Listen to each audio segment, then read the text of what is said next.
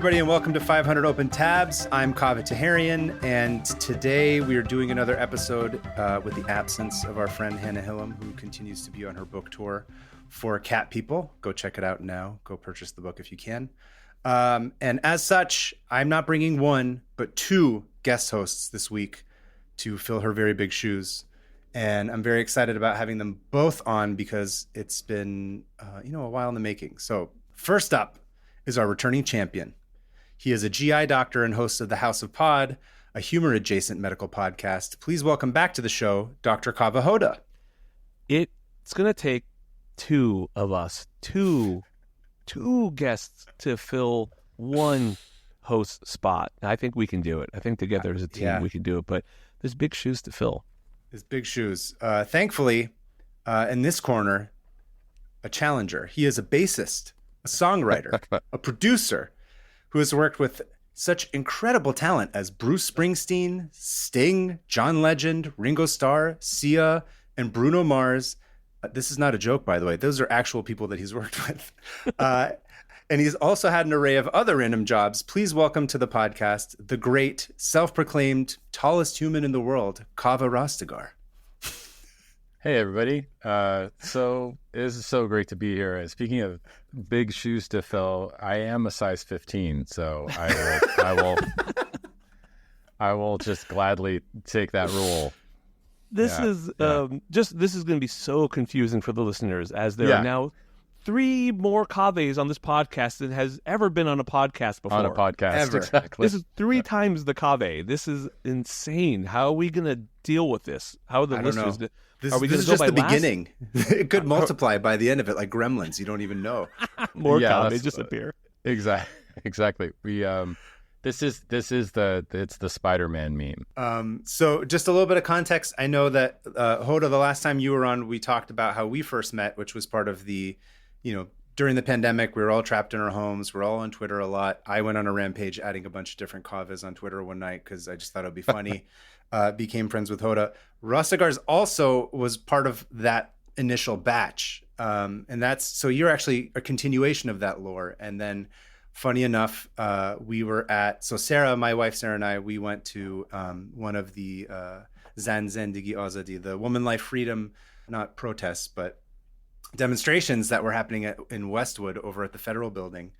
And we were walking towards, where the crowd was, and there was this very tall guy walking behind us. And I was like, I think that's Kaveh Rastegar, because you also, like I said, you had put on your Twitter that you were the tallest person alive, I think is what you'd said, something to that effect. Yeah, it might right? have been the tallest person in the universe. Yeah. In the universe, right. Yeah. So I was like, I think that's the same guy, because that guy's pretty tall. And I went and I was like, hey, what's up? Are you Kaveh? And you were like, yeah. And I was like, hey, I'm Kaveh. This is my wife, Sarah. And you were like, hey, I'm Kaveh. This is also my wife, Sarah. Oh, come on. Yes. Yeah, I know.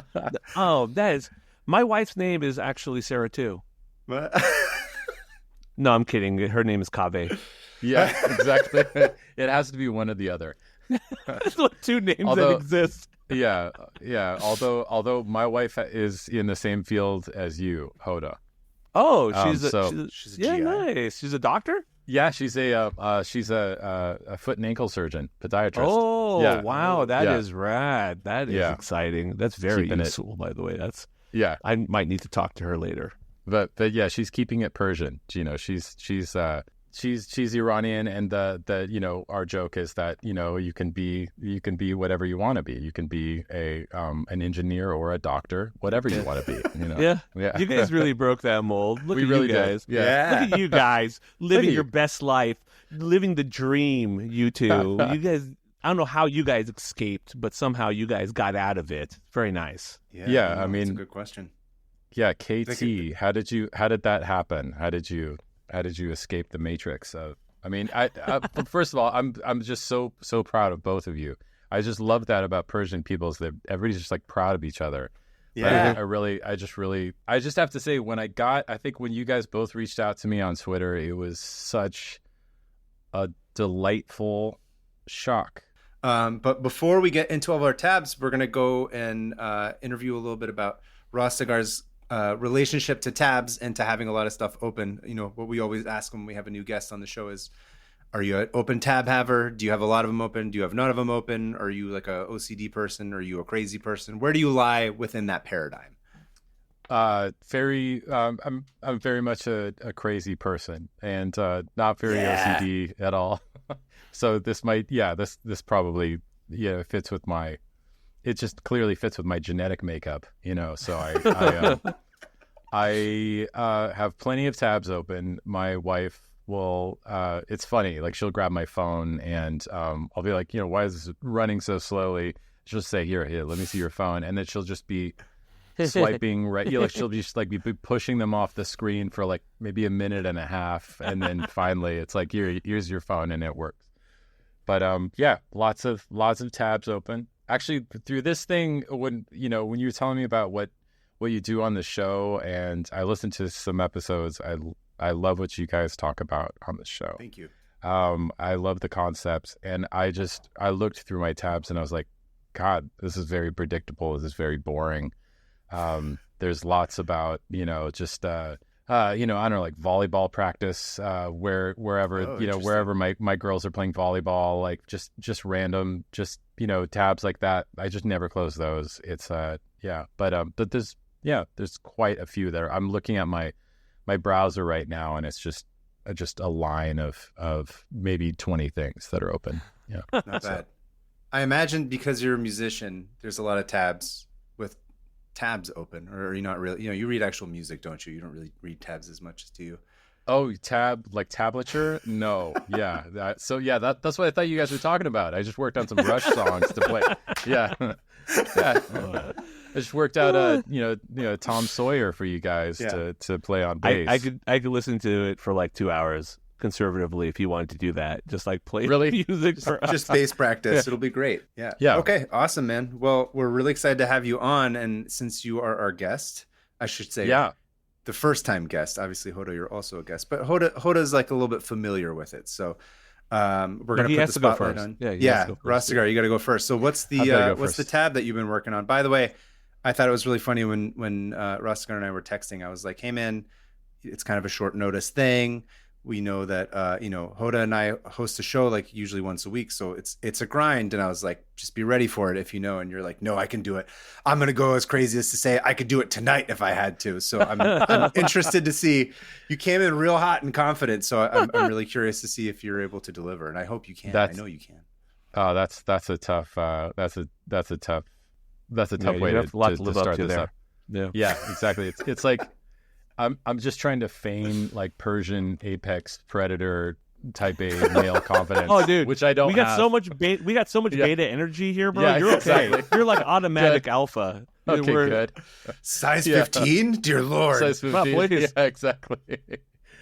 So here I go. So my tab is very much, sadly, pretty predictable. The subject here, general subject, but it's music related, and right. This is an article that I read. It's entitled, and I'll send it to you. Right, I'll send you this article, and listeners can follow along. The article says Talking Heads' original lineup on Stop Making Sense: Their Early Days and the Future. Oh, I'm in. Now we can all just kind of think of all things Talking Heads. Basically, in reading this, I'm also reading Chris Fran's kind of tell-all. Chris is the drummer for the Talking Heads. Mm-hmm. He also started a band with his wife, also the bassist of the Talking Heads, Tina Weymouth. They started a band called Tom Tom Club during the time that... Tom Tom Club, yeah. Yeah, so, and that's I didn't Chris know and Tina. that. Yeah, I didn't realize that. Yeah, so... And they started the Tom Tom Club while the Talking Heads was happening as well. Just like I guess the subtext to this tab analysis, I guess you would say, is it's reflecting on my obsession with the Talking Heads. It's also regarding the realities of being in a band, how much it takes to put aside personal pride for the sake of a collective vision, and the simplicity. These are all just little bullet points. The simplicity and steadiness to Chris Fran's drumming, and the reality that every band is only as good as its drummer. We can kind of touch on that whenever anybody they'll go off on Ringo maybe. I would love to touch on that right now. How true that is, is you take a look at the Smashing Pumpkins. Yeah. Everyone thinks about like Billy Corgan's like huge guitar sound. Nope. But like when they didn't have Jimmy Chamberlain, their drummer, doing all those fill-ins and all that, bring some balance to it, it's just a wall of sound. With him there, it sounds like something beautiful. Without him there, when they got like the filter drummer to play on, like it just sounded to me like rubbish. It was like nothing. It was just like a lot of guitar sound without that melody and without that power. And Jimmy Chamberlain made that band like amazing. I think I feel strongly that any other drummer, it would have been an okay, weird Chicago noise pop band like without him. For sure. And it's like, it's every band is down to its chemistry, interpersonally, musically. And, Smashing Pumpkins without Jimmy is it's a different thing. Or just like, imagine like Neil Peart playing drums for the Beatles. It's like, that's kind of fun, actually. You know what I mean? Like, people, a drummer just so makes the sound of a band. And I guess whenever anybody thinks about the band, the Talking Heads, I think, and this is just maybe my quick, like a spit take would be David Byrne. Like people would think of David Byrne. Like he's the voice, he's the front man for the band, and wore crazy suits. He wore crazy suits actually at the film Stop Making Sense. You guys might know, or KT was shot at the Hollywood Pantages Theater. Did you know that? Oh, no way. I didn't know that. Yeah. So, you've been there, and that's where... I've been there plenty of times. Yeah. And that's where they made that film. So, kind of focusing on that, and the reality that every band is as good as drummer. Real quick, though, did you start as a bassist originally, or did you start, like, how did you start getting into music? What was your first instrument? I got into music. I grew up in music was just always playing in the house. When I was growing up, my dad's got really, my parents both have really great taste in music. And so there was just, my dad had a great record collection, and so did my mom. They split up when I was really young. My mom was with a musician when I was growing up, and he's a great guitar player. And so I grew up around music. I grew up around a working musician, got to see him, like write music, go to rehearsal, go do recording sessions and all that other stuff, play gigs. But yeah, like my dad's like a really like unconventional Persian dad in that he's a chef. That's his cool job. And when I was a kid, I mean, he's a very, Persians, a lot of them tend to be pretty artistic or like just love the arts. And so he's, he kind of falls into that. And then I remember when I was a kid, like when it was time to like pick up an instrument, he was like, "You're going to be a jazz saxophone player," which is like the most un-Persian thing. Yeah. I mean, it was just like the strangest kind of wish to, I mean, even now, like as somebody who I made a living as a jazz bassist, and, it's like, I would never wish that on my daughters or my son, just like you would become a jazz saxophone player, even though it could be an amazing, incredibly beautiful and rewarding life. But it's like, it can be a tough road. It's a hard road. It's a hard road. Being a musician is a tough fucking gig. I don't think people understand that, like how difficult it is, how much practice you do on your own. How many hours a day do you think you practice? Yeah. Even now? I mean, when I was coming up, it would be, I don't know. They always say like, however many hours you need to put in. It would be daily. You would be working 4 to 8 hours practicing the. For me, it's bass. I started on saxophone, by the way, though. I started on saxophone. Oh, you did? So that was your first. Interesting. Yeah, and then I just kept up with the sax, and then when I was about 12 or 13 years old, I picked up the bass, and then that was like my own thing, and that's kind of what I wish for, like, any young musician to have that kind of moment where they just really they identify with the instrument, and they kind of find it and they get results on their own. It's not like through a teacher or anything. It's more through their own thing. But but rhythm is sort of what you didn't want to be up there like finger tapping and playing crazy solos or lead singing. I was curious because you said but I mean drums. I did come up in the golden era of like kind of alternative, like punk alternative music, and so Flea and Les Claypool were just just huge on the landscape. Yeah. So Yeah. that is kind of like finger tapping, and it's like I guess it's true. Yeah. that's unconventional bass playing. Like at a certain point where it's like to really make a living as a bass player, you have to learn to like not do any of that, like to just like really like, Right. But Just hold down the yeah. fort. Yeah, hold down the fort. Exactly. But yeah, there's still a lot of practicing that you do, and then moving into other worlds, like, it's just, all the other kind of maintenance you have to do, playing the bass. Yeah. I just can't get over the fact that your dad, a Persian father, was like, you're going to be a jazz saxophone player. That's probably the first time that's ever happened. Yeah. Which I'm is going to come home from my amazing. job as a chef to tell you that you need to be a jazz sax exactly. player. I know. I mean, that's, and if you know him, I mean, that's just so him. He's like, he's such a great guy, and so loved in our family. And then, just everybody else is like, they're just always shaking their head and smiling at just kind of, that of course he would say something like that. That is so who cool. he is. Yeah. So the one of the things that really struck me with Chris Frantz is, I was a fan of this band since I was a little kid. My parents got the album Stop Making Sense in 1983. That was like one of their big commercial hit. There's a song Burning Down the House on that record. And I remember staring at the liner notes when I was a kid and like memorizing the lyrics from the liner notes, and finally getting to see the movie Stop Making Sense and getting to see how, they just looked on stage, and it's just such a beautiful stage show. It's so incredible. And particularly like watching the drummer get on stage and leave the stage. He's like,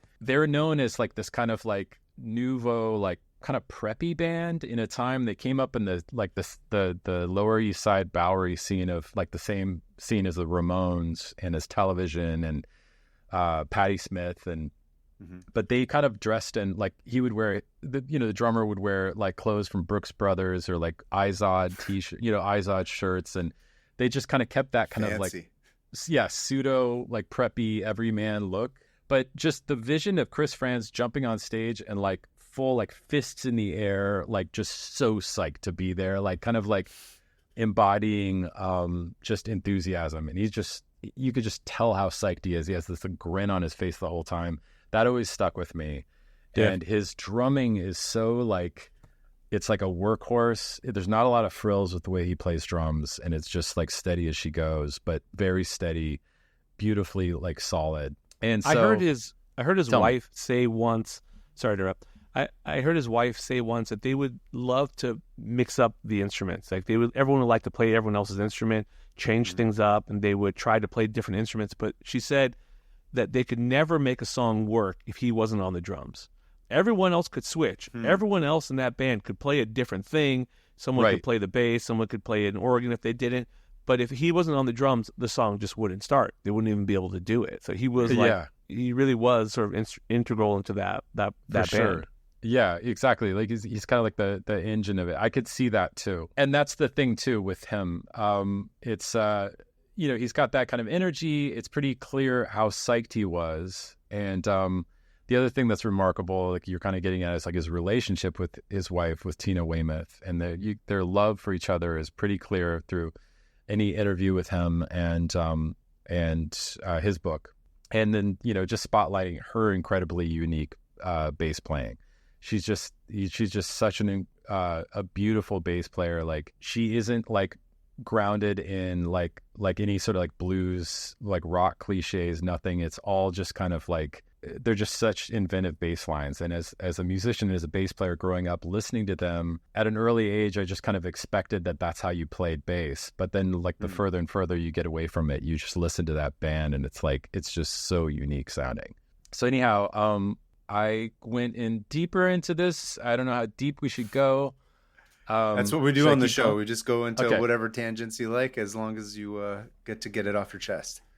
Okay. So we could just kind of start from the beginning with him. You could just interrupt me anytime, and we could just change the subject. But don't worry, we will. Okay. Good. All right. That's what we do. So for all of you who wanted to know about Chris Frantz, I'll give you a little bit here. He was born in 1951. And he came from kind of like a well-to-do family. That was interesting to me. And he was born in Lexington, Kentucky. His father was an Army officer. He went to West Point. His mom and dad were like college sweethearts. She was like considered like a Southern belle. And his father later, like once he and his brother and sister were born, he went to Harvard to study law, and they moved around a bit, and then they settled in Pittsburgh, and that's where he kind of grew up and developed this love for music, and he really got into like starting his own band through the way that kind of everybody else or a lot of other American musicians did, hearing the Beatles on the Ed Sullivan Show, 1964. That's when Bruce Springsteen talks about or Little Steven talks about hearing that, and everybody just started a band the day after that.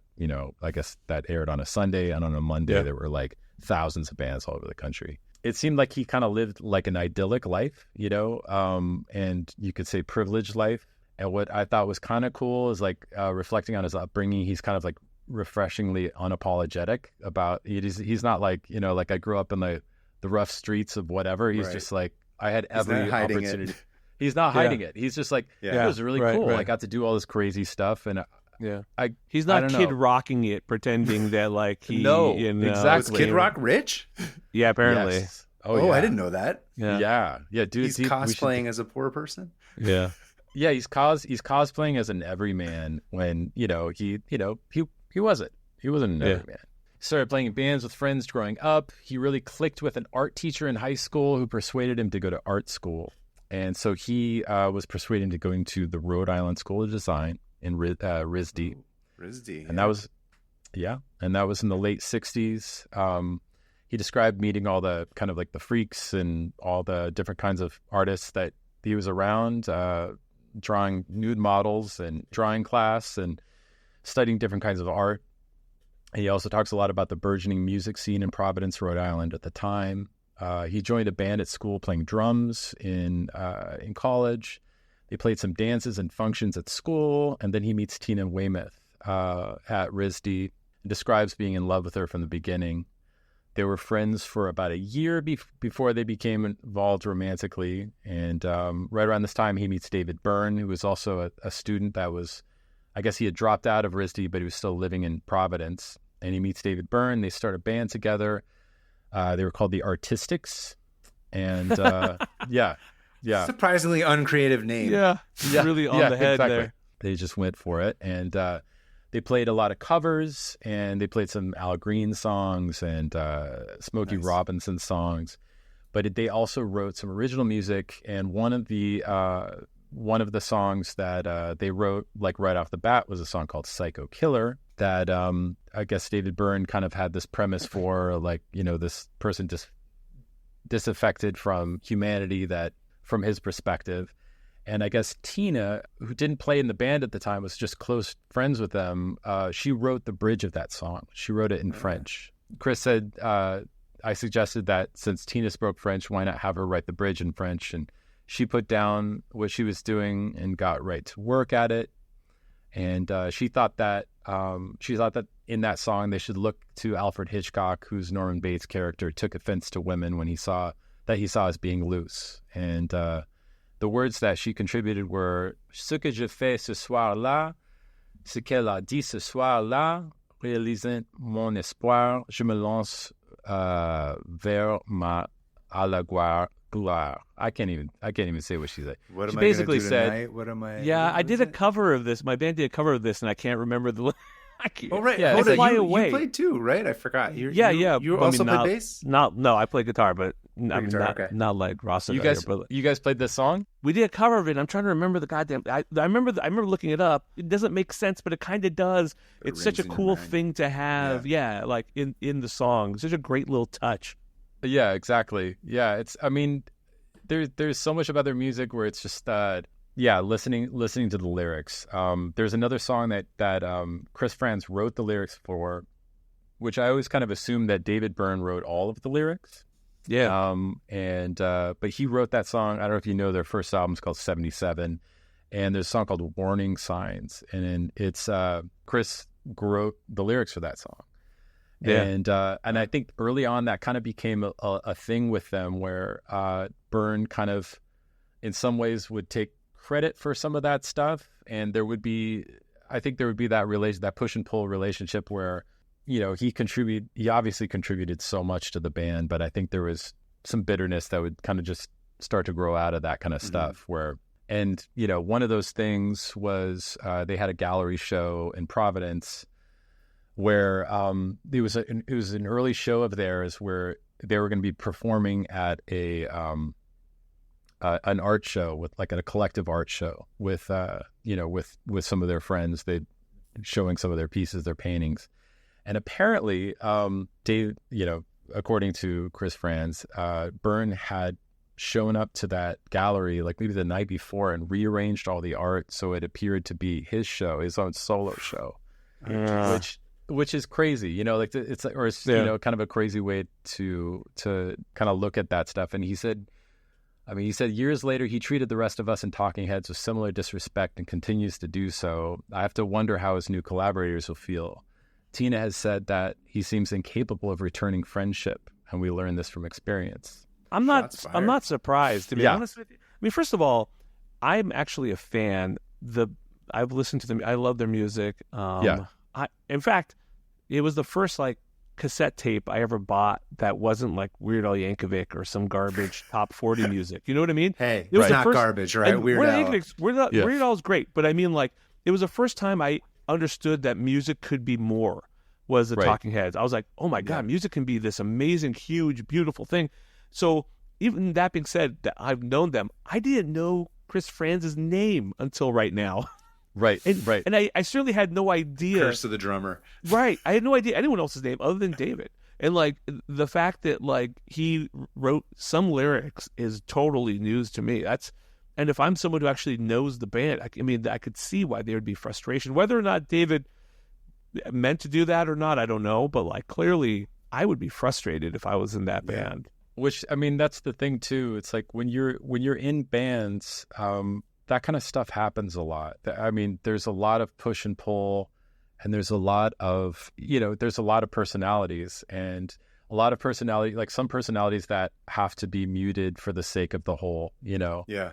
It can be really frustrating. It can really build up, it can really grow. It can just turn into some like brutal kind of resentment, which, you know, I don't know that, I mean, obviously, like I'm a fan, and like I love everything that, you know, each of these musicians have done, and I'm not trying to like spread gossip about them, but I can kind of see how this kind of thing would happen too, you know, just based on their personalities. But that's just, it's always a crazy dynamic. I mean, like, so like just kind of cutting to the kind of end of like all this stuff here with the Chris story, like it really reminded me of this book I read years ago, and it's by this guy Robertson Davies. It's a book called The Fifth Business. It was a book about like the fifth business. It refers to it was like a term in like British drama and or like British drama, I guess, theater. The definition of the fifth business is it refers to the roles in a play which, being neither those of the hero nor the heroine, confidant or villain, but which were nonetheless essential to bring about the recognition or the denouement. That was called the fifth business in drama, and opera companies organized according to that old style. The player who acted these parts was often referred to as the fifth business. And that book's all about this guy who was like I think he was like he was a school teacher who was at a high school, which that's symbolic, right? Like you're watching like people year after year like go off and achieve, right? Like you're kind of like pushing them off to achieve, and year after year, and then year after year, none of them come back to see you, and like you're just kind of always viewed as that one part of the stepping stone towards their success. And this high school teacher, I think he like, it's been a long time since I read it, but I think he retires, and he's like, his career is just like written down. It's like it's just kind of reduced to this like footnote, you know, in someone else's story. It's reduced to a taught footnote. high school for 30 years. That's exactly. But then the whole point of it is just kind of illuminating like how much this guy, or like what an integral role he had in other parts of the story. But that's just something I've always thought about, and really reflects back to a lot of musicians or a lot of artists who work in a collaborative way. It's like so many people are essential to like all this like, amazing art, like films and pieces of music and all that other stuff. Oh man, you have such a unique perspective on it. It's interesting because like I know, I mean, you're an amazing artist, and I mean, I've heard your stuff. It's really great. You're obviously very talented at what you do for your profession here. Go stream Kava Rostigar on Spotify right now. Yeah. Take a break. Thanks. We'll be right here. Yeah, right now. We'll be right back. Yeah. And but you're also, I know you're a fan. You listen to music. You enjoy other people's music. We're pretty much. Do you have a little bit more left on the tab? You think, or I got more or... stuff, but I just recommend listening to their music. I guess something on the other side of the Chris, like all the Chris anecdotes. I mean, like they ended up moving to New York. They started this band. They officially started this band. Tina joins the band. It's the most incredible group. They get Jerry Harrison, who's from the Modern Lovers. And they just go on to like make just really incredible album to album that are all just so worth listening to.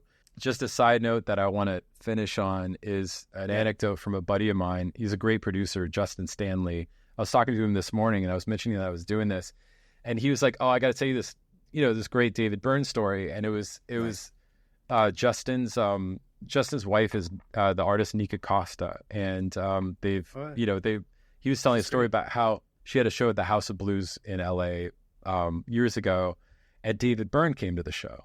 And he said it always stuck with me that David Byrne took time out of his day. He came to Nika's show, and he seemed to be having a great time, seemed to be really into it. And Justin talked to him after the show, and he said, "I really love that you're out here. Like it means the world that you took time to come out to the show, and I love that you're out here." And what David said to him that really stuck with him was, he said, "I make a concerted effort every week to make a live performance and to be engaged with the arts." So I thought that was a really cool. Yeah. Nice. That is great. Always stuck with it.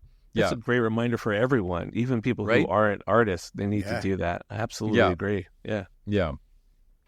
100%. So, well, that's really cool. That's a nice little other perspective of the Talking Heads. A band exactly. that, just like you thought you always needed. Yeah. I didn't know I needed, and then apparently I did need. Yeah, exactly. I did need. Yeah. Awesome, man. Well, thank you, Rostigar. That was fantastic. It was my pleasure. Hello, friends. Ad Read Kava here. If you're like Hannah and I, you foolishly started a podcast without any idea of how to actually make money off of it. So, if you're one of our tens of fans, you can go to nebula.tv/500opentabs and sign up for Nebula in order to help this very mid-podcast stay on for at least one more week, maybe two. Thankfully, Nebula has exclusives like my old friend Lindsay Ellis's latest video titled Trying to Make Sense of the X-Men Cinematic Universe Timeline. The release of Deadpool and Wolverine marks the end of the 24-year run of the XMCU, the longest single-running superhero movie continuity to date. Since it is all technically supposed to take place in the same timeline, Lindsay, along with Angelina, used their X-Men expertise to make some sense of the whole thing. X-Men? Lindsay and Angie? And it's not about musicals? Count me in! You can find this video and dozens of other high-production originals on Nebula, a video streaming platform built by and for creators. And of course, I'm contractually obligated to tell you that subscribers get a special feed to listen to this show ad-free. Go to nebula.tv/500opentabs and get 40% off an annual subscription. By signing up, you can support other creators like Abigail Thorne, Princess Weeks, and many more. Remember, sign up at nebula.tv/500opentabs and keep us from drowning in the hellscape that is modern living.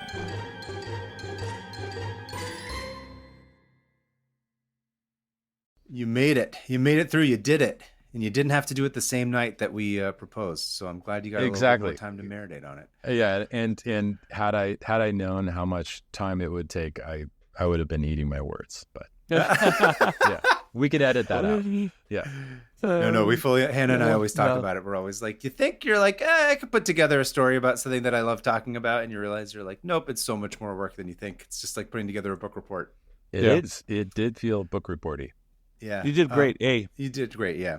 Yeah. Thank you. Thank you very much. Anyway, what's your tab, buddy? What do you got for us? Okay, so I sent you guys some pictures. Yes. Go ahead. You were and really open them. excited. You Well, were trying to show us all this stuff, and I was like, wait till we start actually recording. I want to make sure it's not So it's gotta be a surprise. a while back, I was on Twitter, and there was like this. I forget what it was. Creepy.org. Some terrible like history site had a picture of an old timey like Victorian era surgeon. I'll let you guys actually, Kaveh T, can you describe to the listeners what the first picture is? Let's see. The order it came in, there's it looks like a guy performing surgery, but it's funny because the way he's holding the knife, it looks like someone, like there's a group of people. I know that they're there to watch the surgery, but because my brain is weird, I look at it as all these people who are in the surgery room are trying to take the body away from this surgeon, and he's threatening to stab them with his knife, which I know that that's not the story there, but that's what I'm thinking. It's this guy, he's bald with giant mutton chops. So there's this tall surgeon standing over a patient. He's holding a knife, and he's looking to the people around him watching the surgery, saying something, like kind of teaching them, showing them. He's like a showman. You can kind of tell. I think I've seen this painting. You might have, and you might have seen the headline associated with it. Before I get to that, let me just ask you guys, you're not licensed physicians, I know. But what do you think? I mean, not anymore. I used to be, but right. you know, not I in this decided country. to take a break. Yeah, I thought podcasting would be more lucrative, and well, you never know. You never know. So, what do you guys imagine is the worst possible outcome you could have with a surgery? Being sued as the surgeon. That's a bad one. That's a bad one. But what's even worse than that? You're saying as a doctor, you're saying in general. We're talking infections. Right. Yeah, sepsis. Yeah. What happens if those things happen? It puts the patient at risk for death. Yeah. So a patient dying is the worst thing you can imagine. Not great. You might have seen this picture associated with the headline, "The surgery that killed 3 people." Okay. Or 300% mortality rate. I got interested in this. I had to get into it. The basic story is about this surgeon named Robert Liston. He is a big figure in the world of surgery. Robert Liston. He's famous for this surgery now. Now he's famous for this. We'll talk about things he's famous for outside of that. But during the surgery, it somehow killed 3 people. The patient, his assistant, and a spectator. Oh. Wow. Well, you're not talking 3 different surgeries. You're talking about in one specific surgery. sit down. It's 3. He had a hat trick. Trick, which has never been done to my knowledge before or since. This guy's a legend. We're gonna get a little more into it. I'll be honest with you. I have some thoughts about the veracity of this tale, and we'll get into a little bit of it. But first, let's talk about Robert Liston, Bob. I don't think he went by Bob. I'm just calling him that. Bob Liston. Bob Liston, professor of clinical surgery at the University College Hospital in London. He's kind of famous not just for this. He's also the first person in Europe to use anesthesia. That came later in his career. He was born in Scotland in 1794. His mom died when he was 6. He was raised by his father, who was a minister. He went to the University of Edinburgh. I don't know if it's Edinburgh or Edinburgh. Edinburgh. Yeah. Edinburgh at 14 years old. 2 years later, he went to medical school. Fast track. Trained. Yeah, fast track. Is that when he did this triple surgery? He was 16 years old? No. To be honest with you, back then, I don't know how tight the regulations and rules on becoming a doctor were. I feel like it didn't take much in the past to be a doctor. But how many years of residency did he do? Yeah, that's a great question. Yeah. So he trained under a guy named Dr. John Barclay, who's a famous anatomist. He was known to be talented. Very early on, people recognized that he was actually quite good at this. But he had a lot of disagreements with Barclay. That's kind of a running theme in this guy's life. He ended up opening his own anatomy class where he'd bring people to learn from him. He was known for being a fearless surgeon. He would operate on patients that other people would just send away. It does not seem like, from what I've read, that he suffered fools kindly. He didn't seem to be necessarily very popular amongst his colleagues. It's not clear to me if there was a competition, if he was stealing patients from them, if he was just kind of a jerk. It seems like a little bit of all of those things. In 1818, he became a surgeon at the Royal Infirmary of Edinburgh, and he was a member of the Royal College of Surgeons of England, and he had a pretty rocky relationship with them. They actually took they banned him for a couple of years because maybe he was taking more patients and doing more surgeries than they wanted him to do. It's not clear to me. Eventually, the ban was revoked, and he was appointed to a senior surgical post. Let's talk about his surgeries, because I think that's where it gets really interesting. Can I interrupt real quick? Interject. Please. So we talked about, I was a guest on your podcast. Yeah. And you mentioned this a little bit. So for people who are listening to this podcast who didn't know, can you explain to the audience, because you talked about this in terms of like sort of what the stereotypes were of like, let's say surgeons versus, psychiatrists or whatever. So surgeons tend to be a little bit more like jocks, I think, is, if I remember correctly, is what you talked about. Just general stereotype. So I can't really attest to how it was back in the day, but yeah, in modern parlance, the surgeons kind of consider themselves the alpha dogs of the hospital. They tend to be like, especially because I'm kind of like a large doctor. People always assumed I was going to go into orthopedics, and I was like, no. Do you also have a size 15 foot or what? What's the deal? 14 and a half. I defer to Kaveh Rostegar here. Goodness. As the champion. Sitting here with an 11 and a half, like a beta, like I am. Jeez. But no, I'm a large mammal, for those who don't know me. I'm a large mammal as well, and in the hospital, I'm quite large. So everyone's like, oh, you got to be an orthopedic surgeon. I'm like, no, I'm not. And then they find I'm Persian. They're like, oh, you're going to be plastics. I'm like, no, not that either. right, exactly. But that's kind of how it is now. It's like kind of like it's become better over time and a little bit more diverse. But yeah, for a long time, it's just like a bunch of old white dudes as surgeons, like tall white dudes who sort of like consider themselves the jocks of the hospital. Internal medicine, which is what my background is. I specialized in GI after that. That's kind of the more nerdy, cerebral sort of guys. So I don't know if it was the same thing there, but he was, by the way, I'll cut to it right now because we're talking about it. He was actually 6'2", which at the time was like 8 inches taller than like the typical Englishman, and maybe like 3 feet taller than the average Englishman now. I'm not sure. He was a big guy. He's had this big legacy in surgery. He's done a lot of things that have sort of changed the way surgery is. He wrote a couple books, including something called Practical Surgery in 1837. And in that, he argued for the importance of quick surgeries. And that's going to be a big theme of his surgeries and how this story about him comes to be. He said, these operations must be done about with determination and completed rapidly. He even admits that this creates some hazards, but you have to remember at the time there wasn't a lot of good options. You couldn't do a surgery for a long time because we didn't have blood transfusions. They didn't even have anesthesia. It was terrible. You had to get these things done and dusted as soon as you could. And you're going to hear some stuff in this that's going to make him seem like a monster. But he actually, in some ways, was oddly ahead of his time. So keep this in mind when you hear other stories about him, both here and if you read up on him later. He actually was the first person I ever saw that emphasized the importance of actually studying and being intense about being a surgeon. How you had to do this and dedicate your whole life to it. You had to do anatomy all the time. You had to know exactly where you were. You had to know exactly what you were dealing with. He really took it to that next level. And he's like, this can't be a side hustle. You can't be a weekend warrior. You got to be like Rostegar here, 6 nights a week, doing surgeries on the road. As often as possible, cutting up as many different people as you can. Till you get it down pat. Sure Same thing. Rostegar's mortality rate's probably a little bit better, but but I don't know. I don't know what kind of shows he's playing down there. He was also, I think, a little bit more ahead of his time in terms of the patient-surgeon relationship.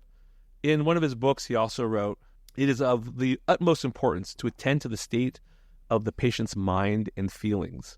He ought not to be kept in suspense, but encouraged and assured, and his apprehensions must be delayed. So he was actively trying to say, hey, you got to treat your patients like humans. They're not just like cadavers for you to work on. So I think that was also He's pretty compassionate. Compassionate. Yeah. I mean, of course, he then goes on to describe in his book amputation of the hip joint in some of the most barbaric manners you can imagine. But so much of medicine's like that. So much of medicine is like what we do now that we think is so cutting edge and awesome. 20 years from now, we're going to look back on it and be like, oh, we were fucking monsters, you know? So was this somebody that you had heard of before? Like, it seems like he was published. I had not. No. Okay. But I'm not a surgeon, so I don't know. Maybe surgeons know. I'm a smart doctor, so I didn't go into surgery. Take that, surgeon. Suck Shots it. fired. No, I'm just kidding. But I think maybe in surgery, he is more of a figure that they've heard about. Okay. I've heard lots of doctors since I've learned about this, speaking about him and writing about him. The truth is, though, I don't know how many people who have discussed him have really looked into his backstory. Because nowadays, when they discuss him, it usually comes in one of two things. People are talking about that anesthesia case that he did, the first one in Europe, or more likely, this case with the 3 people who died. So you just kill 3 people one time, and then people follow you for the rest of your life. God damn it! Well said. I don't know if people understand like all the rest of the stuff behind him. And he was an interesting guy. He was like a showman. Like you can see it in that picture. He would say things like his catchphrase before he began. He'd be like, I don't know if I want to get surgery from a doctor who's got a catchphrase. Yeah. It's like Dr. Nick from The Simpsons or something. Right. Wah, wah, wee, wah. Yeah. He would say, time me, gentlemen, time me. And then he would get started. And he was known as the fastest knife in the West End. But that is a big thing with surgery, though. It's like it's to the time, like right, because you're cutting off blood to the limbs, and you wanna be able to make sure that they can use that limb and it doesn't die, right? Like the nerves don't die. You're exactly right. Even now, there is a good balance that has to be met between the time it takes to do something and avoiding complications because of that, and going too fast where you mess up. But yeah, that was especially back then, because again, there was no anesthesia, no transfusion, just the shock alone of having and amputations, by the way, were very common. They didn't have a lot of other options. Like you broke something badly or you got cut, they'd take that fucker off because they didn't want to risk infections if they could, or because they didn't have a lot of better treatment options. So you had to realize that chopping off heads was actually probably a bad idea. And the survival rate of that was the amputations of the head are not great. Yeah. But he would amputate legs in about 2.5 minutes. Wow. Does that seem insane? Like you don't have to be a doctor to realize that's fucking nuts. Like in the time it takes to download an app on your phone, like he is, but by the time it takes for you to make a cup of coffee in the morning, he had a leg off the table. So sharp knife. Very sharp. He invented his own knives too. Yeah. Also those I would buy. I would buy the guy if that's a good catchphrase. Like if he's on he's on late night TV, QVC being like, I can cut off a leg in 2 minutes with one of these knives, I'm in. Imagine what you could do to your pot roast. Yeah, exactly. Exactly. I should also say during this time, the link between infection and hygiene, iatrogenic infection, which means an infection given to you by a doctor or the healthcare system, iatrogenic, that wasn't really clear to people. People didn't really understand that. There were maybe like at the time 1 or 2 doctors who were like, hey, there's this like connection, I think, between hygiene and reducing infections, and people like Dr. Oliver Wendell Holmes would say, hey, we should wash our hands and all this stuff, and people would get pissed off. People would get so angry about it. Like in those days, the surgeons would actually wear butcher frocks. Right. And they would barely wash them.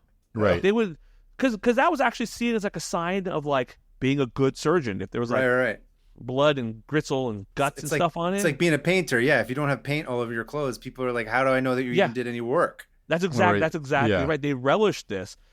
In fact, at the time, Sir Frederick Treves, who wrote about this, said, there was no object in being clean. Indeed, cleanliness was out of place. It's considered to be finicking and affected. I don't entirely understand the parlance of that time, but it sounds like he's calling surgeons' masculinity into question with that. Someone else, I forget who wrote it, said an executioner might as well do a manicure on his nails before chopping off a head. Okay. Which, by the way, I think is the least an executioner can do. I feel like that. Imagine getting a hangnail when you got to chop someone's head off. That sounds really painful. It's also appearance-wise. It's like it's an important day for everyone involved. You know, Yeah. Gotta look your best. Where are we in? Was it Joseph Lister? Was that the one that comes up with the whole look at you. the thing? I mean, I'm just throwing out. Anytime I can, I'm gonna let you guys know what I think purport to know. But when was that in context with Lister? Lister comes shortly after, and he actually, I believe it was the same institution. I'll have to double check that. Scott as well. He was British. I don't know what his background there. Yeah. But he was around in the same time, and he was one of the key people that talked about preventing infection and wounds during surgery as well. Right. And I don't want to say for sure because I don't know. Maybe this is a different episode, but he was around. He came a little bit later. I feel like, and he was one of the first people that really pushed that concept forward. So he was. Yeah, you're exactly right. And then my guess is it was in the same hospital setting. Okay. So we weren't there yet though, and it was still pretty rough. Robert, our guy, would get his hands deep in, no gloves, obviously. Yeah. Deep in. He would hold the knife in his mouth while he was just carrying stuff with his hands and pretty He got a gnarly. manicure, so that's probably all right. Because he cared. I will say he was one of the few people at the time who actually washed his hands before surgery. He had some sense of it. I don't know if he knew about germ theory or anything like that, but he was he at least did something beforehand. Later, in 1847, this surgeon in Vienna named Ignaz Philipp Semmelweis, he's really the one who showed that if you washed hands and kept clean, mortality rates of surgeries would drop dramatically. Okay. And for that, he had his career ruined completely, and he died broke and insane. Oh, no. In an insane asylum. Yeah. No shit. Really. Terrible story about that. Yeah. It just goes to prove you should never be, groundbreaking. I also like that he had to prove it by being here are 2 patients where I don't wash my hands, and those patients died. And he's like, that didn't work. Well, yeah, he showed it in his hospital. He's like, we implemented these hand washing techniques, and our mortality rate is this, and the next door hospital that doesn't is this much higher since they didn't do it. So he did show it, but nobody cared. People had weird thoughts back then about healing. We'll talk about this with the anesthesia. As opposed to now, where it's much more logical right. and based in science. At least 5% more. But that is something that would happen is for anesthesia, for example, people didn't want anesthesia at the time because they thought that the intense pain of one of these surgeries actually helped the healing process. Was with healing. Yeah, it corresponded with healing. Which is fascinating. Bill Gates can control you if you get anesthesia. And 5G, what are you going to do? Plant the chip.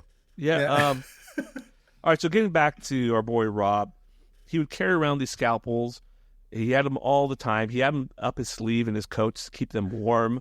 He made little notches in them. He was a really fascinating guy. He, as I said, was the first person to try anesthesia at the time, which was, people looked down upon. I found a letter that he wrote to the Lancet, which is probably one of the 2 biggest British medical journals. He wrote this in December of 1846 after he did the first surgery there. My dear sir, I tried the ether inhalation today in a case of amputation of the thigh and in another requiring avulsion of both sides of the great toenail, one of the most painful operations and surgeries, and with the most perfect and satisfactory results. So he was kind of ahead of his time. He referred to it as the Yankee Dodge. I looked it up. Dodge, I think, means like medicine of something. A Yankee because it was first made in Massachusetts, the anesthesia. Right. At the time, other people were using hypnosis. That's the best they would do. Try to mesmerize somebody. Mesmer would try to get them sleepy before they would do the surgery. And he was he was one of the first people to start pushing against that. So he also developed some new techniques in terms of like making a flap over the bone when he cut off a leg. He invented instruments, some locking forceps, which are actually still used today. So he really contributed quite a bit. But part of the reason I think he's not a bigger figure, a more well-known figure in surgery is because people just did not like him. He was argumentative. He was abrasive. He could be abrupt. He would say what he's really thinking. He didn't, if he thought something was being done that was unethical, he would very loudly and clearly state it in front of other people. He was probably pretty rough on his trainees, as far as I can gather. This guy's not playing rhythm in a band with Rostegard. He's not subtly guiding people towards a conclusion. No. And then he was also probably unpopular with his wife, yelling his catchphrase, "Time me," every night. Yeah. Time me, because there's a rule of gentlemen watching. Time me, gentlemen. Time me. 30 seconds. Yes, all right. 30 seconds. We can't all be Sting, okay? Rostegard. Exactly. Yeah. Can't all be tantric surgery. He's not tantric surgery.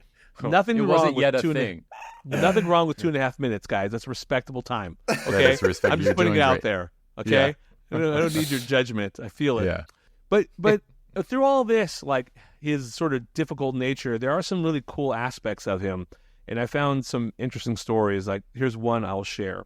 There was another famous Scottish anatomist by the name of Robert Knox. He was into something called transcendental anatomy, which I'm not entirely sure what that is, but it seems very much not Darwinian, and even at the time was thought to be like incredibly racist, which is really saying something. Yeah. Wow. So kind of a questionable guy to begin with, this Knox. And he was pretty sketchy in how he got his cadavers. So he's probably the reason they passed what's called the Anatomy Act of 1832. So I don't know if Kaveti, I've ever told you this, but the name of my band is called, my main band I've been in from most of my musical life, is called the Resurrection Men, and that is a cool name. I thought so. It's a cool. Yeah. It's a name that refers to the grave robbers who would dig up bodies and bring them to the anatomists and surgeons at a time to work on them. Right. I only remember this from Gangs of New York, which was like at one point something that they were doing to make some extra money. Right. That's right. So this is something that was pretty common. In fact, at one point, body snatching became so prevalent that it was like a relatively well-known thing to do. You someone dies, you have to take turns sitting with your family or friends to watch over the body to make sure that someone doesn't steal it. Get stolen. Yeah. Wow. Pretty crazy. I don't think just for anatomy. I think also for whatever trinkets they might have been buried with. I think needed a literal bodyguard at that time. Knox was actually considered to sort of take it to the next level, though.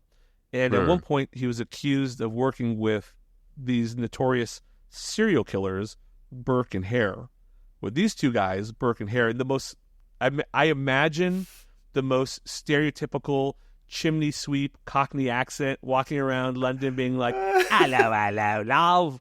They were killing people and bringing the bodies and saying, hey, we found a body. Here it is. It's a good one. It's fresh. And they were doing that. I'd love to see the pitch meeting there. Just be like, listen, not enough bodies. How do we solve this problem? It's 1 + 2 = money. Right. 3, the second step is we create more dead bodies. That's how you fill the gap. That's right. Yeah. And that is exactly what happened. And they were bringing bodies to the college. Our boy Liston gets a little suspicious of all this. And he's like, some of these bodies you're bringing are awfully healthy looking and young. So what is going on? So he's getting more and more suspicious of this Knox guy. And there's this story that's famous about him confronting him. One of his students or someone that's working under Liston comes to him because he knows he wants to know about this. And he's like, hey, they just got this young lady they're operating on right now, a body, and she died literally 4 hours ago. Whoa. Oh my God. And so Liston's like, that's sketchy as fuck. He runs into I don't know what they called them, the operating room or the autopsy room. I'm not sure what it was called at the time. Comes in, confronts Knox about it. They get into a physical altercation. Liston, because he's probably 8 feet taller than this guy, knocks him to the ground. He takes the body out himself with his assistants and they give her like a proper burial. So Wow. pretty some kind of cool shit about this guy, right? Yeah. You could make a film just about that afternoon. Seriously. Yeah. Exactly. Yeah. There's a lot about him that I like, and he would also, like, if people were into sketchy stuff without any evidence, he wouldn't hesitate to call them out on it.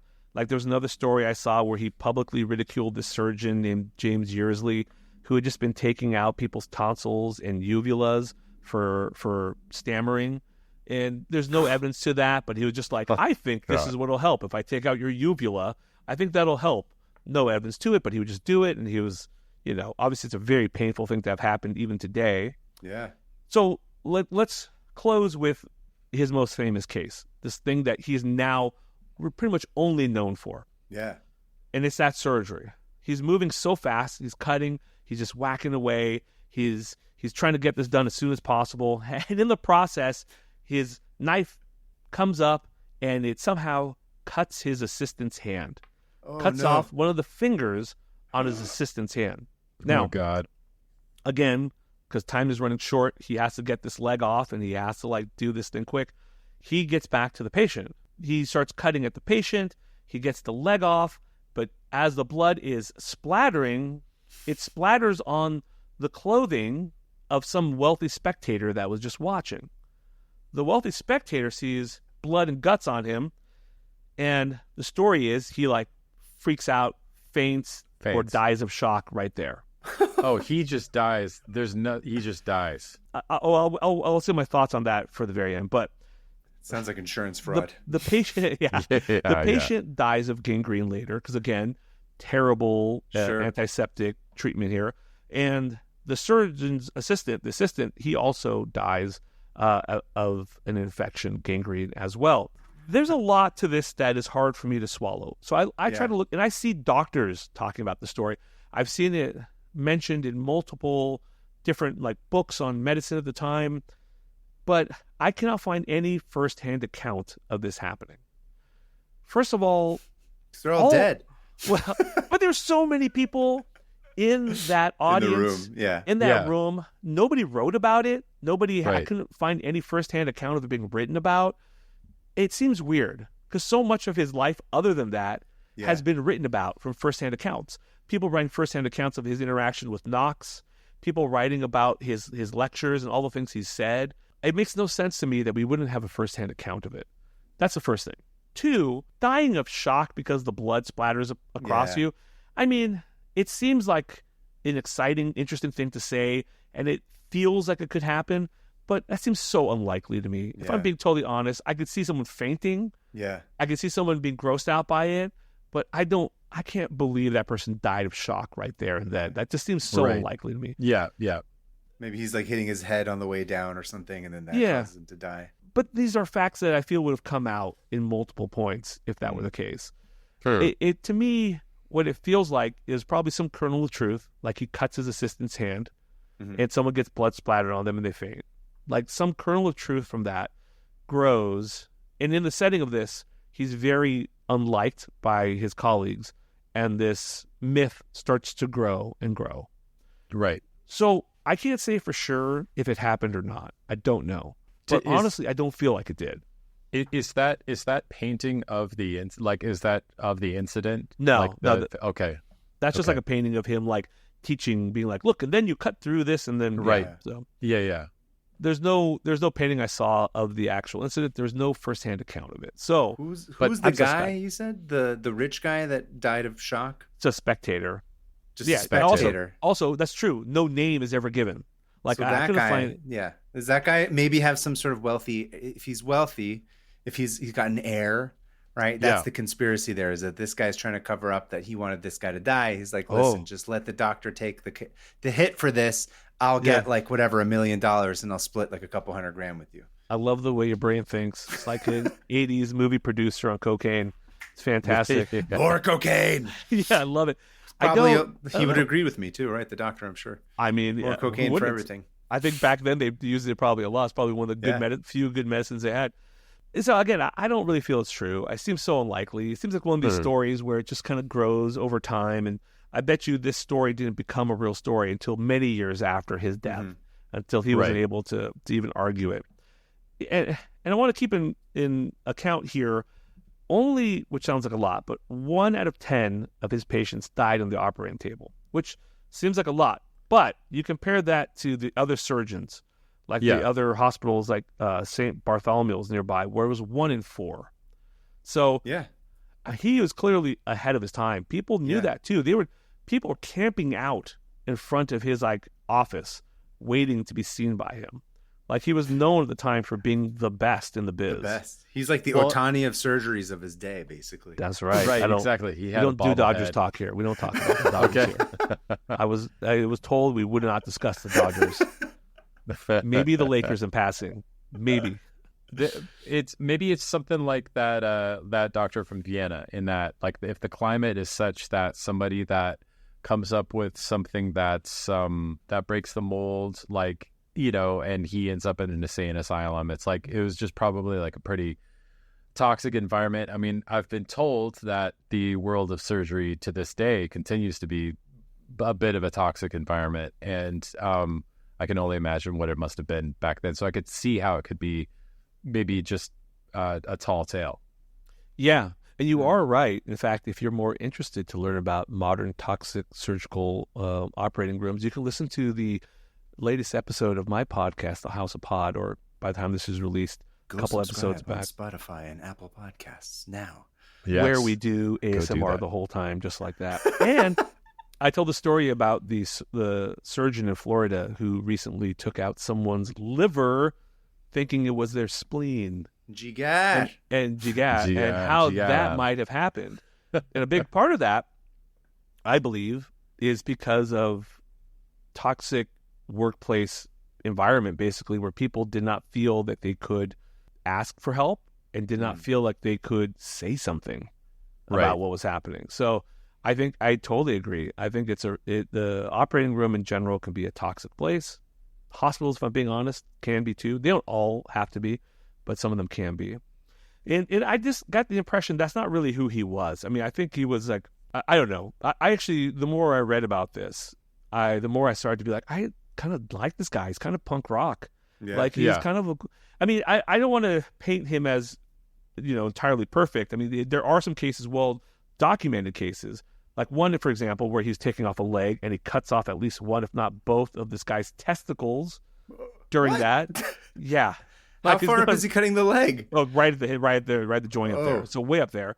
So yeah, that's documented. And then another one where there was a young kid who had like a lump in his neck, and he was like, that's nothing. It's just an abscess. And he put a knife into it, and it turned out it was an aneurysm, and the kid bled out right there. So he certainly was not perfect. But which one of us hasn't accidentally stabbed a kid in the throat? Yeah.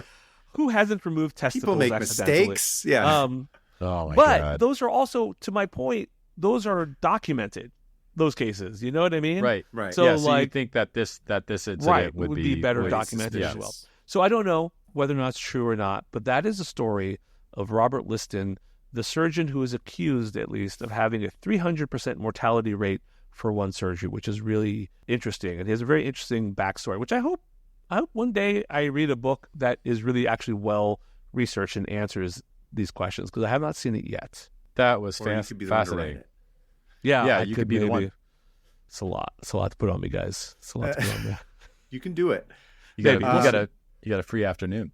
Yeah, that's right. Yeah, exactly. Give me as long as you're not on call, you can do it. Yeah. Awesome. Well, thank you, Hoda. That was really wonderful. cool.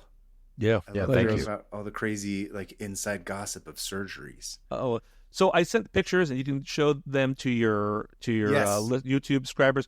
The picture of the handsome man, the balding handsome man, that is Liston. The picture I sent of the sketchy guy wearing the strange looking goggles, that is Robert Knox, the sketchy Scottish one with the sketchy Scottish. Apparently did not trust that. He's literally holding up a skeleton hand. Yeah, he looks evil the way he's drawn. That's true. He's drawn sort of. I don't mean to say this disparagingly, but he looks like Sloth from the Goonies. Like his eye is like really far low. It's just a bad drawing, but it's also kind of an amazing drawing. He looks like a villain. Yeah. Awesome. I loved it. All right, cool. Thank you so much. On to the final tab of the day, which would be mine, of course. So, What do you got? my tab today is about Santa Monica. Ooh, I've heard of it. yeah, I've been there. Yeah, I was waiting for one of you guys to start singing Everclear because you're Dan, of that dan, generation. dan, dan, dan, dan, dan. I actually have my guitar. I contemplated whether or not I had time to bust it out, but I was like, no, I don't. Yeah, go grab it. Yeah. I have mine right here too. No, it's actually not about Everclear, unfortunately. But I'm talking about. Do you guys all play guitar? Can we start a band? Let's do it. my I'm God, I not love it. good, I love but it. I That'd be have. so great. I play guitar. I'll play That'd drums, be- guitar, whatever you need, man. All right. Yeah, Well, I can do whatever. Yeah. that would be Again, be awesome. not well, but I can do all of them. I can play bass. Not or I think well, Ross drums. Cigar can cover up for Yeah, the rest I of think- us. That's yeah. kind of how we'll make It's it a- work. Not well Just is give a him relative 6 more term. arms. Yeah. Yeah, it'll be great. But anyway, so tabs about Santa Monica, and I don't know about you guys, but these days when I think of Santa Monica, I think of like an insanely expensive real estate, 3rd Street Promenade being weirdly dead now. Oof. And of course, the iconic pier, which is weirdly still kind of okay, because I guess it was never really that nice to begin with. It seemed to have weathered the storm. But Talking about COVID kind of killed off the yeah, set. like a lot of 3rd Streets become weirdly like just like a ghost town. Cool. That's crazy.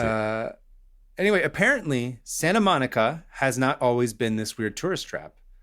At one point, it was the Southern California hub for gambling and other illicit activities. Ugh. But wait, was gambling legal in Santa Monica? That's probably what you're thinking, because that's what I was. But guess what? It wasn't. But you know where it was legal? Technically, actually, it wasn't really legal, but there were no laws, was international waters. Okay. I'm getting okay. I'm interested. Just- I'm listening. I think I have Yeah. a sense of where this might be going. It's like a riverboat kind of a situation, like the Mississippi. That's what I kept thinking too. Is like, listen, Dad, we're men, all right? we like riverboat gambling trips. We shit with the door open. We make our own beef jerky. That's Yeah. what we do. Yeah. As stepbrothers. But anyway, so this venture was hugely profitable, which of course upset the government, so much so that on August 1st, 1939, Attorney General Earl Warren sent 250 local and state officers to raid 4 gambling ships anchored off the coast of Santa Monica and Long Beach. Wow. The first 2 were raided without issue, but upon approaching the SS Rex, officers were met with armed gunmen and high-pressured fire hoses, resulting in a 9-day standoff. Wow, that's Wow. rad. So this is the story of how the Battle of Santa Monica Bay unfolded. Oh my God. Great. The Battle of Santa Monica. That is a good album title. Right? Yeah. Yeah. That's Rage Against the Machine. Rage Against the Machine. Yeah, Yeah, Zach yeah. De La Rocha singing a song Yeah. about this. So first off, how do we get here? Long time ago in a galaxy far, far away, a man named L.B. Tudor Shearer first had an idea of gambling ships. Sounds And- like the name of a guy that would do that. Like Oh, he's 100%. destined for greatness with a name like that. Yeah. Yeah. Tudor was an early investor in a lot of Las Vegas real estate and hotels, casinos, etc., including the Sahara Hotel, which I'm sure you guys have both heard of. It's kind of this iconic spot. Tudor was doing very well for himself in Vegas back in those days. So, of course, he has this idea like, we got to go even bigger, because that's what every man does as soon as they make a little bit of money. They get more and more ambitious. And he comes up with this insane idea of floating casinos. And he says, okay, if you just station them 3 miles off the coastline, you're no longer under the jurisdiction of the state of California. But because this is back in the 1920s, the laws were different. Luckily, also, if you do 3 miles off the coast of California, it's just close enough where you can get people to hop on like a water taxi and they can get out there in about like 10, 15 minutes. It's relatively close.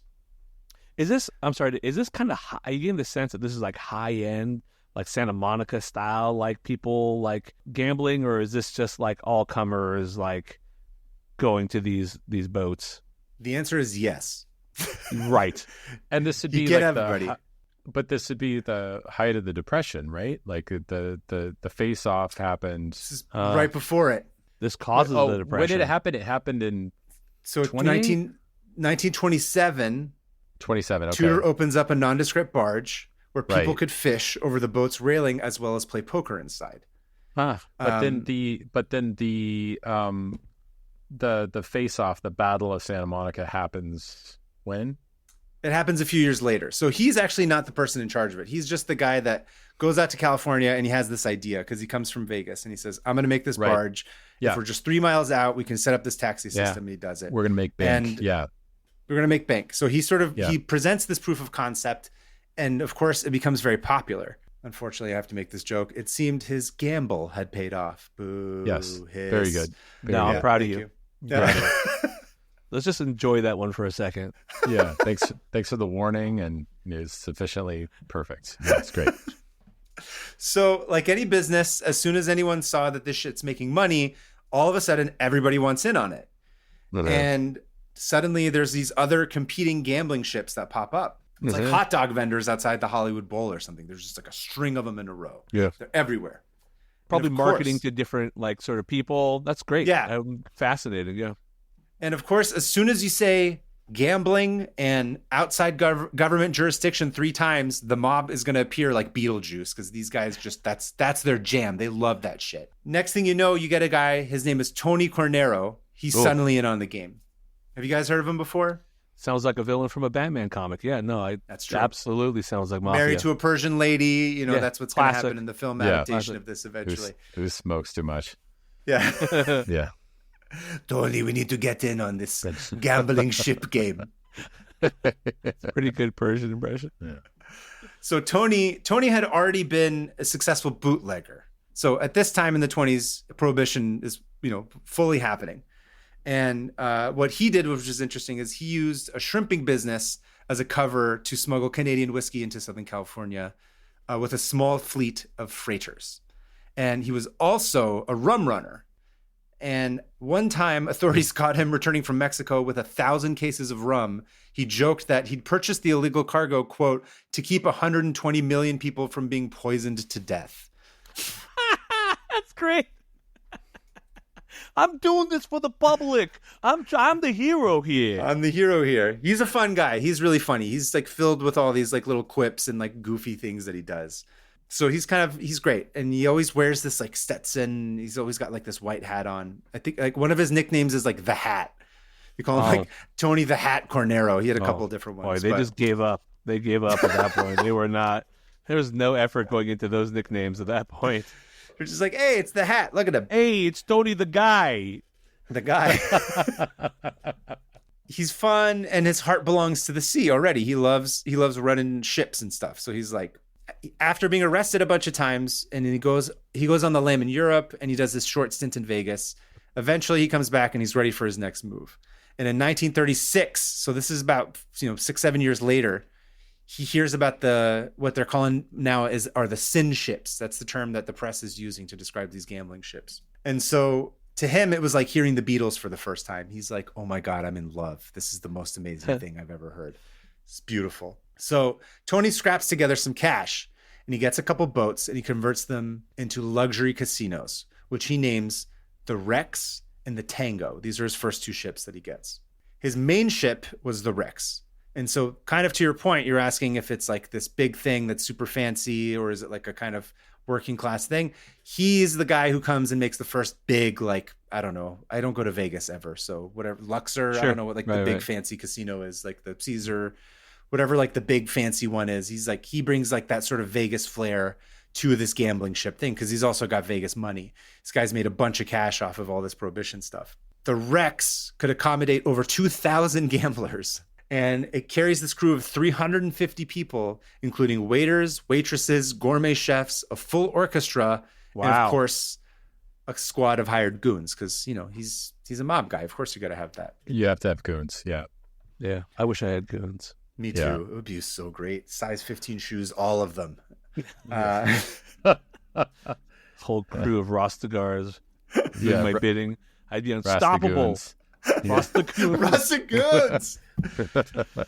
That's what you should call your fan base. I think I would love that. I would gladly wear a T-shirt that says Rastagoons. Yeah, proud Rastagoon. So Tony offers his customers roulette, faro, blackjack, stud poker, high spade, craps, chuck-a-luck, Chinese lottery. He installed 150 slot machines, a horse parlor, and a bingo room for up to 400 people. This guy goes all out. A horse parlor? Yeah, like where you can bet on horse races. Okay, but they're not like racing the horses on the boat.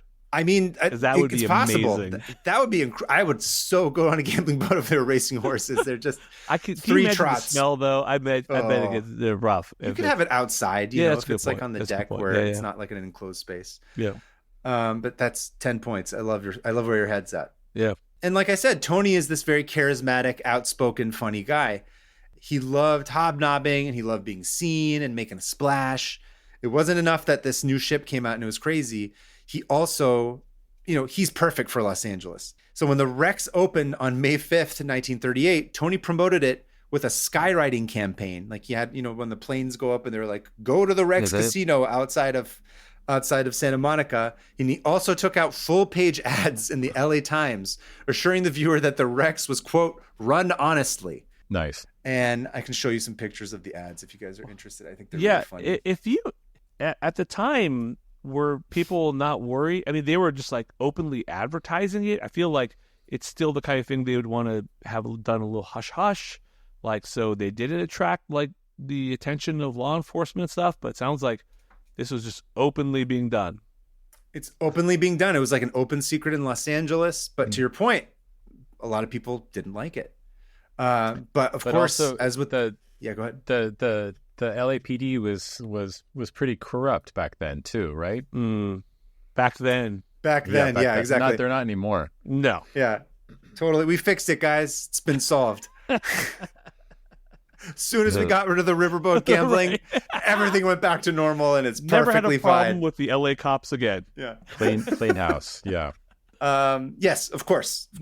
Always corruption. If you make enough money and you pay off enough people, you can keep your business afloat. Again, sorry, pun intended. Nice. And again, of course, don't forget, the laws are different. It's only 3 miles out. 3 miles is not far.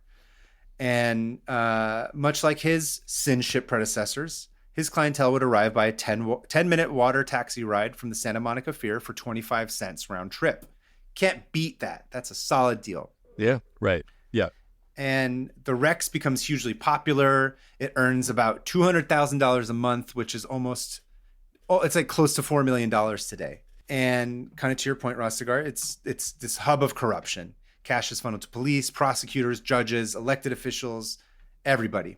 Los Angeles' reputation starts to get a bit uncouth, and a lot of people outside of LA they're like, Sin City, huh? It used to be Vegas, but it's actually Santa Monica Pier.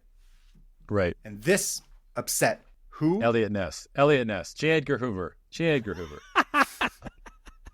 No? State Attorney General Earl Warren. Warren. That was my next guess. That's the next guess, yeah.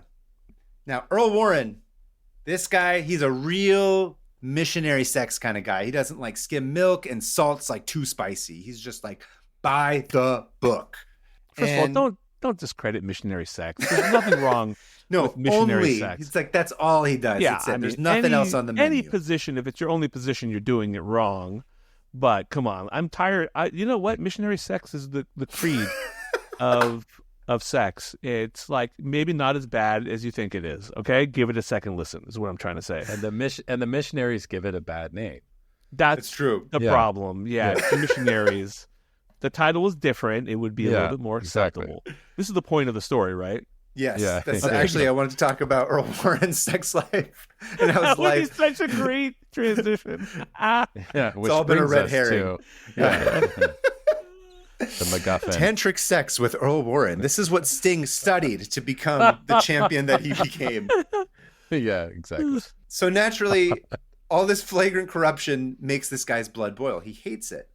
And Tony, he's been arrested. Again, you guys are kind of mentioning this earlier. He's arrested a bunch of times, but he always gets out on bail or bond or whatever. And the legal case is always like, well, it's international waters. Like it's murky. Again, another pun. Yeah. You can't really. It's tough to nail him down. Yeah. And that's what the mob's great at. That's what these guys are. These guys are basically always lawyers, like partially. They just know the law so well, and they know that, like, okay, if I do this, that, and the other thing, it's not really going to uphold this case. But Warren's a smart guy, and he makes the legal case. What do you think the legal case is that makes him that begins the process? Because they have to. They start off at the pier.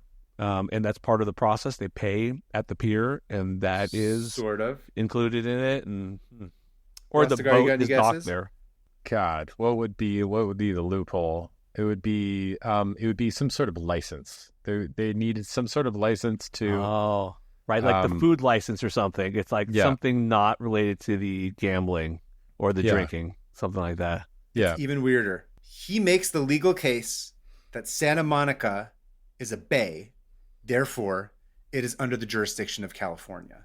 Okay. So if you look, so for those of you who are listening, if you look at Santa Monica, it basically like imagine, like a slab of coastline and then there's a bite taken out of it. Like, that's your classic bay shape. And that's where Santa Monica lies.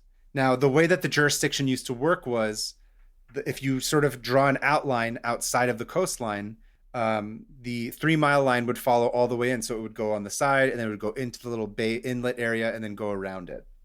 So they're just not far enough out into these international waters for his liking, or for his liking. He says, So what he says is he's like, okay, technically though, it's not the Pacific Ocean. Santa Monica is a bay. So he draws this line from Point Doom in Malibu to Point Vicente in Palos Verdes, which essentially closes the bite that's taken out of the coastline. It's like Malibu to Long Beach is the coast. Yeah. Exactly. Yeah. That's what he's saying. He's like, because it's got like, land on 3 sides of it. And he makes this whole like weird case of like, there's this part that I tried reading about that was confusing, but it's about like being protected from wind is somehow some legal case. So it was both the legality of like what the jurisdiction of California is, what constituted as a bay, and it was like all these weird like nautical things. He goes and says, this is a bay, that's under the jurisdiction of California. So technically, if we just filled it in and just made it all part of it, the 3 mile line needs to start outside of that, which is closer to like 15 miles away from the shore of where Santa Monica is, where all these people were jumping onto those water taxis. Right. It would make it impossible to have this business. Yeah.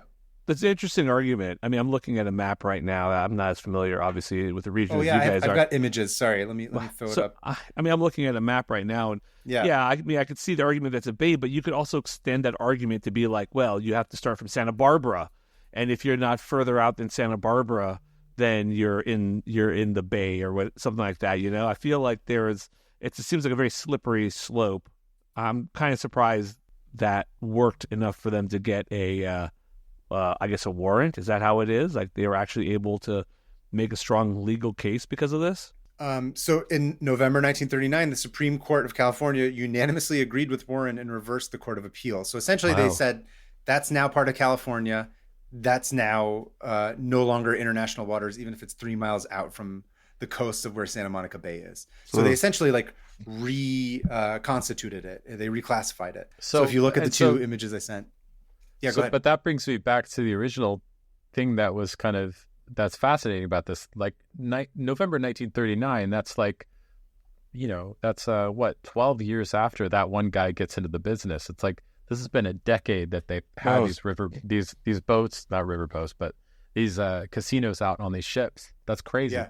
And then all through the Depression, right? It's like, wow. I mean, people are on a hard time, or like, you can just imagine like the people escaping the Dust Bowl, coming to the promised land of California, and then getting to this landscape of like the Hoovervilles, and then the Rex Casino off of the coast of Santa Monica. Yeah, and he talked about it too. There's like some interview where they said that he's like, that's his bread and butter. His bread and butter was not, even though he would get like, these famous celebrities. It's LA, right? You always got some like starlet or like some Hollywood, some fancy producer. Like it's a casino. You're always going to get something like that. But he's like, my bread and butter were like the regular people who would just come and dump their money in and then lose a bunch and then leave.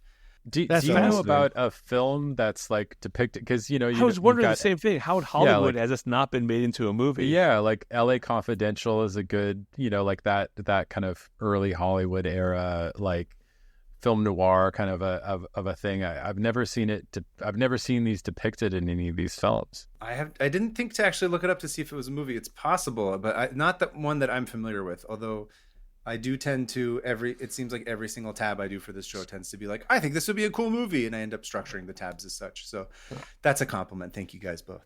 I'm looking it up while you keep going. See if there's a movie made of it. Let's find out. So, like I said, in November 1939, the Supreme Court unanimously passed Warren's request, essentially. And they're like, yeah, you're right. Okay, this is a bay. These are no longer international waters. And the international waters line gets pushed back 15 miles from the coast with the technicality. But before that, Warren knew, because he's like a really to the T kind of like smart guy. And he knows that they're going to pass this. He's like, this is legally clad. There's no way they're not going to like be on board with this.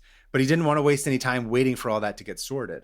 So a couple months before, on July 28th, 1939, he issued a notice of abatement that charged these gambling ships, quote, contributed to the delinquency of minors by openly glorifying gambling and the evasions of the laws of the state by inducing them to lead idle and dissolute lives. Yeah. like a record label or like a record sticker. Right. Yeah. Parental advisory explicit lyrics is all over this. The PMRC. Yeah. So by this point, officers went and they served each of the ship operators the 5-page notice. And remember, so I mentioned the first two, was the Rex and the other one, but he's got a couple more ships at this point. And there's other people doing it, right? This is like other people's boats out there, or is he the only game in town at this point? You know, I think at this point he sort of took it over. I could be wrong. I didn't think the story tend to focus on him. On him, yeah. And I know that other people were doing it. I don't know if other people stopped doing it or they were. Maybe it was just they were 3.5 miles out or something. Right. I bet you there were other people, but it might just be that he's making the biggest splash. Right. So nice. He's the one that keeps getting arrested. He's the biggest fish. Yeah. Nice. So it's important for Earl Warren particularly to be like, this is the person that you need to make an example of, because he's the most flagrant violator. No film, by the way. I can't find any film, just so you know. Listen, this could be the beginning. There you go. We could produce it, the three of us together. Yeah. We could do surgeries on those boats. We got yeah. I'll give the boats a colonoscopy. Very important for filmmaking. You can write the score, Ross Cigar. It'll be perfect. Yeah. Mm-hmm. Yeah. You could make a cameo in it for sure. At least both of you guys. And there is an orchestra on the boat, on the Rex. Oh, that's so much fun. Anyway, so they hand out this 5-page notice. All the ships ignored the notices and they continued gambling operations. They're like, yeah, we don't care. We're going to wipe our asses with this. And 2 days later, on August 1st, Warren orders raids. And he watches from a Santa Monica beach club through binoculars. He doesn't even go do it himself. Now, by this point, Tony's operation had a couple of other ships, like I said, and they fell pretty much without issue to any of Warren's officers. They came in, they served them the whatever, and they're like, okay, cool.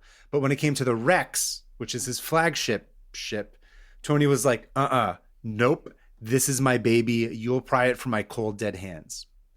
And so begins a standoff. Even though they've got all those Rastagoons on board with like Tommy guns and all that shit, he's like, I'm not an idiot. I'm not going to shoot at a bunch of but a bunch of California officers. And so he takes like nets and starts tossing nets at all these officers that are coming. And then he's also got a bunch of fire hoses. Yeah. Great alternative. Yeah. That's where the cops learn to use those. That's fantastic. Yeah, I was going to say. The guy. Exactly. He's the guy that taught them. I'm curious. You may not know this. It may not be available. But were people like gambling during this whole thing? Yep. Oh wow, that's hardcore. They were throwing like poker chips at the police as well. The cops. Yeah. They're like, don't stop, keep going. Don't worry about the police. Keep gambling. Keep gambling. Everything's fine. Nothing to see here, folks. Yeah. Don't stop the horse races on the ships. I'm sure they actually charged people to spray the hose at them.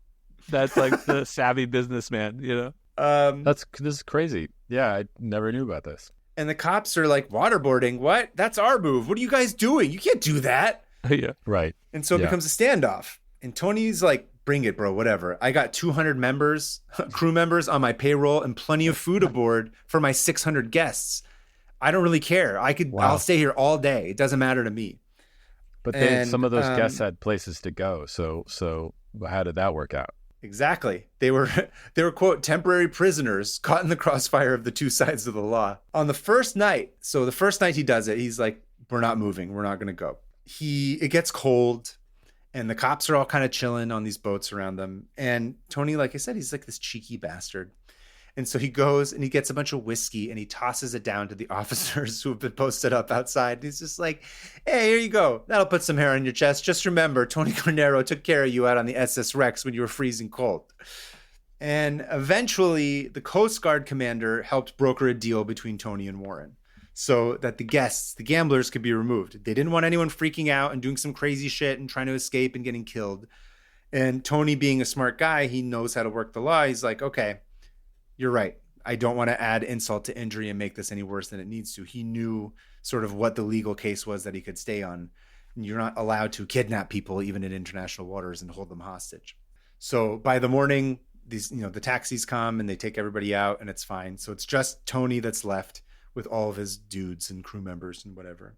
They start to wait it out for a few more days. And this is disputed. But again, colorful character. At one point, Tony was said to have hauled down the Rex's U.S. flag and threatened to raise that of the Empire of Japan. Which, yeah. Like a few years later would, attack Pearl Harbor. Yeah. Exactly. What was his reasoning? Why did he pick the Japanese flag there for that? I think he's just trolling. I think he's just, every move of his is just to be like, how do I look more insane? How do I draw more attention to myself? And how do I embarrass the government of California? Gotcha. And the officers even more. He's pulling I thought this was America. I thought we were in a free country, sort of freedom thing. of speech, freedom of gotcha. Gambling. It's not that dissimilar to all these, rich people now, these assholes who just want to take as much oxygen as they can online by just being a troll in any way possible. Gotcha. Yeah. And you sort of win the PR war, like the media war. He realized at that time that if you can control that, you can sort of control people's narratives about. I'm a sovereign nation. Basically, the standoff continues for a total of 10 days, back and forth. They spray him with water. They try and throw the nets. It's just back and forth. No one knows what to do. Warren's getting more angry, but he's not backing down. Tony realized eventually that he met someone who was more stubborn and more of a bastard than he was. And eventually he relented to pressure. But Tony being Tony, he didn't just come out and surrender. When asked why he finally decided to come out from his fortress, he said, quote, and this is real, I have to get a haircut. And the only thing I don't have on board is a barber. Wow. This guy probably ran for office at some point and won. That's the fucked up thing about this country. He's absolutely kind of a Trumpy guy. Real Trumpy vibe on this guy.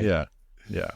And that was that. And there was a bunch more legal battles, but eventually it was done. The gambling ships are gone. I think at one point they sort of made the taxis illegal through some other weird jurisdiction-y something or other. Warren wins.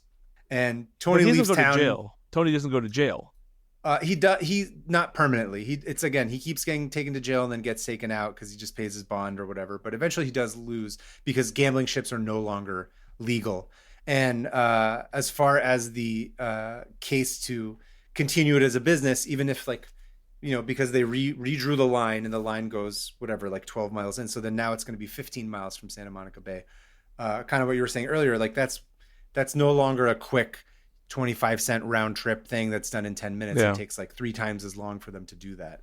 So it doesn't become this economically viable option anymore, even though he's making so many millions of dollars. But I think for the people who are gambling, who aren't necessarily trying to spend half the day going out to the water and half the day coming back, it just adds a couple bit more barriers between them and getting there. Kind of if your gym's really far away, you're not going to go to the gym more than once a month. But if it's right across the street, you're going to go.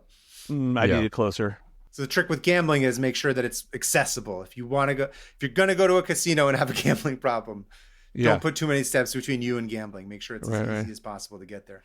Which I remember, I remember being on tour, and I mean that's kind of just that's the workaround for casinos, right? All the it all involves some sort of legal loophole, and that's I mean I remember going to there was a riverboat.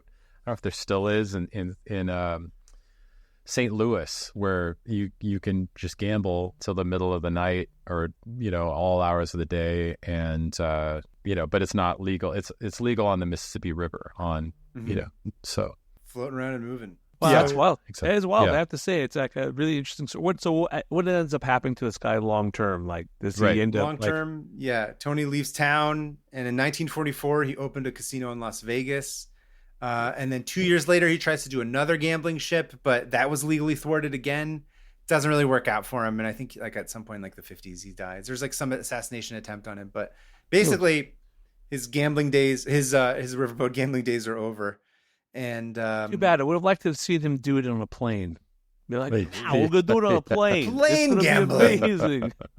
Yeah. Earl exactly. Warren, as you may or may not already know, went on to become Chief Justice of the United States Supreme Court in 1953. Yeah, I knew that. And then that's the Warren Commission that investigates the Kennedy assassination. Holy Is that shit! what Is that it? I was Is kidding. that the I word- have no, is that- I have I was no like- idea. Like, I don't know if the Warren Commission was his. Is it? I totally. Yeah, am let's showing my find out. ass. I'm just again no, talking. we're not ending this until we know these details here. We need to know. Yeah.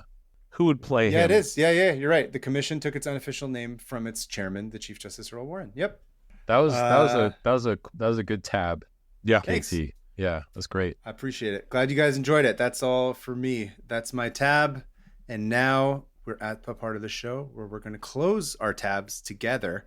Yeah. Great. Do you guys have any thoughts about what you would like to play as far as a sound effect from when we close them? Can we hear like a really farty bass sound, like a wow? The Seinfeld bass. The Something, Seinfeld thing. Yeah. Well, we do have a drum roll, so we can incorporate that into it, which drummers are already a part of it. Mhm. I Great. guess we can have surgery sounds, like how about a chainsaw cutting off a leg? Yeah, Yeah. screaming. You want to do some? Yeah, Yeah. I like all that. I'm into that. Yeah. Let's do All it. right, Yeah. let's do it. You guys ready? I'm going to Do count it. us, or who wants to count us down? So wait, what am I doing? I'm just logging off. Is that what I'm doing? No, just closing your tab. Just Closing closing my the. Did you open up a bunch of tabs for the article of all the stuff that you were going to present, or did you? I already did. close them? I did. So Okay. So okay. Keep this window open because we got to record a little bit more, but just to Okay. close the tabs that you had opened for this podcast. Okay, great. For the research. You ready? Yeah. Hodo, you want to count us down? Sure. In 3, 2, 1. Okay, moving on to listener emails. I got a fun surprise for you guys. Our first and only email is from a young man. Can you guess what his name is? If it's not Kave, it's Sarah. It's Kava. Yes. Okay. Hello, I'm Kava of the G variety. As I pour genuine Federation-produced maple syrup on cheese curds here in Waterloo, Ontario, Canada. If you guys don't know, I just didn't know we did had God. them there. We are branching out. We are. If you guys don't know, I did that's a reference because a couple weeks ago I did an episode about the maple syrup heist. About maple in syrup. Canada. Yeah. It's a great one. Yeah. Yeah. Thank you for listening. I'd like to tell you about a material I came across on the chemistry blog called In the Pipeline by Derek Lowe. A very interesting material that Lowe has vowed never to work with in his lab, and it left my jaw hanging open. It's called chlorine trifluoride, and it's hypergolic, probably gallic with the hard G. And it gets worse. Hypergolic means that it'll spontaneously combust upon contact with an appropriate fuel with no spark or heat needed to get it going. You might think that this already makes the stuff evil, but not so fast. For example, the Germans were interested in using it in self-igniting flamethrowers in the 1940s. For what purpose, I wonder, has anyone looked into that? But they found it too nasty to work with, got burnt, and gave up. So I don't think it's pure evil per se. It was just born this way. This way being that it really, really wants to have a chemical reaction with something and it doesn't much care what. It's the most potent fluorinating agent known and a more potent oxidizing agent than pure oxygen. The last sentence will make most people who know some chemistry to say nope and start turning away if they haven't already, because it means chlorine trifluoride can go on to burn things that have already been completely burnt and exhausted by oxygen.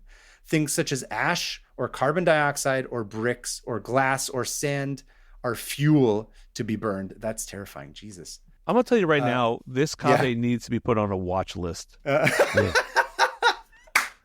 Because we they're should turn talking this about letter in. like some propellant shit that's starting to make me nervous as a Kave. Like, doesn't this Kave realize we're not allowed to talk about this sort of stuff Exactly. online or on there? He's what puts us all on the TSA list. God, Funny, bless it. funny you guys should say that. I'll keep reading. It's also extremely toxic and corrosive, so they're the byproducts of its reactions. There was a 1 ton spill of the stuff in the 50s when they were experimenting with it as a rocket propellant. One witness reported, quote, the concrete floor was on fire. It went on to burn through 30 centimeters of concrete, 90 centimeters of gravel under the floor, spewing hot vapor clouds containing copious amounts of chlorine gas, hydrochloric acid, hydrofluoric acid, dichloromethane, and other wonderful byproducts in the process. So I hope everyone's having a good day. And if not, at least you didn't have to handle chlorine trifluoride at work today. If you did, email me. I want to be friends. Also, I'm realizing I'm totally going to be taken to the room by TSA next time I fly, as if being one of the Kavas wasn't enough for that. It's funny you guys got there. Yeah, well, I mean, he kind of threw us all under the bus with that one. Made his own bed on that one. Yeah. Finally, if I may opine, let us continue to keep it Josie rather than meeting at the shitting wall that has been suggested. It's maladrous there. Cheers, keep it Josie, Kava G. Kava G, we salute you. Another from the Council of Kaves, we salute you. We salute you. What does he say in Star Wars? He's like, we grant you the Jedi Council, but does not give you the term of Jedi, the label of Jedi. I'm slaughtering my episode. So 3. you upset Star Trek and Star Wars fans. Yeah, that was Star Trek. That's pretty impressive. Yeah, exactly. Anyway, you guys know, you fill it in. So if you are listening and you have a listener email that you'd like to submit, please send it to 500opentabs@gmail.com. That's 500. We also accept voice memos. Keep them short, probably around a minute. So just let us know a fun thing that you've learned, the link to the tab, and of course, where you're from. And that about brings us to the end of the show. My Kava friends here, I want to thank you again for doing this book report for us, doing a wonderful job. It's been a fantastic time talking to you both and getting to actually get this together because we've been talking about it for so long.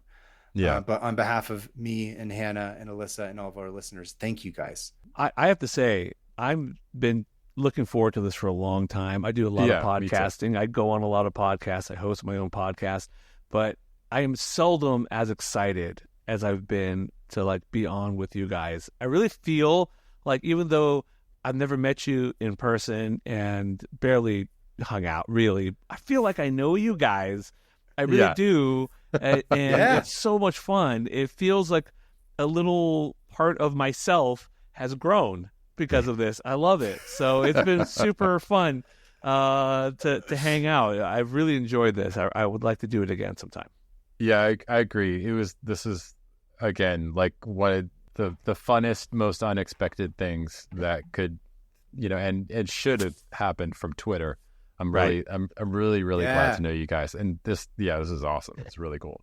Yeah. I'm down anytime. Thanks so much for having me. Yeah, thank you.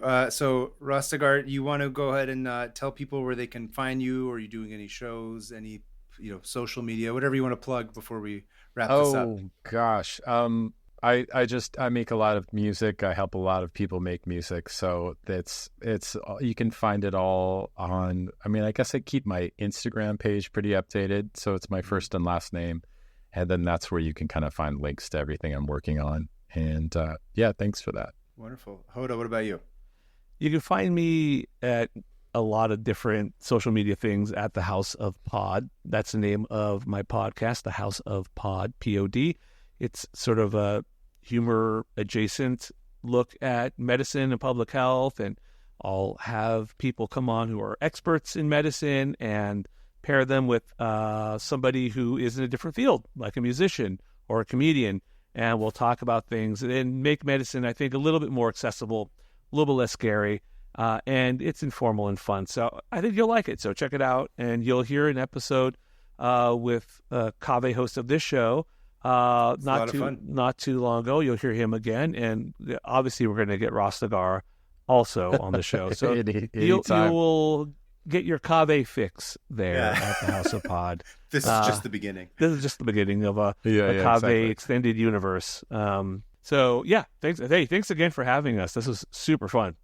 Yeah, fantastic. Yeah. And once again, as you guys all know, we are at 500 Open Tabs on Instagram. Join the Discord. Subscribe to us on YouTube. Follow the sponsor links. I'm at PermaFriends. And keep a lookout for Hannah's book tour. If she's going to come to a city near you, make sure you go say hello. Once again, Thank you both to the Council of Caucus. Fantastic time. And until the next episode, I like to sign off by saying Secundus Nexus Shat here 5 times. But what was the doctor's catchphrase again that he said at the end of every surgery? Time me? What was it? Time me. Time me, fellas, or something like that. Yeah. Time me, bros, I think is what he said. I'm pretty sure. Time me, bros. That's how we're going to end this one. Thanks again, guys. Thank you.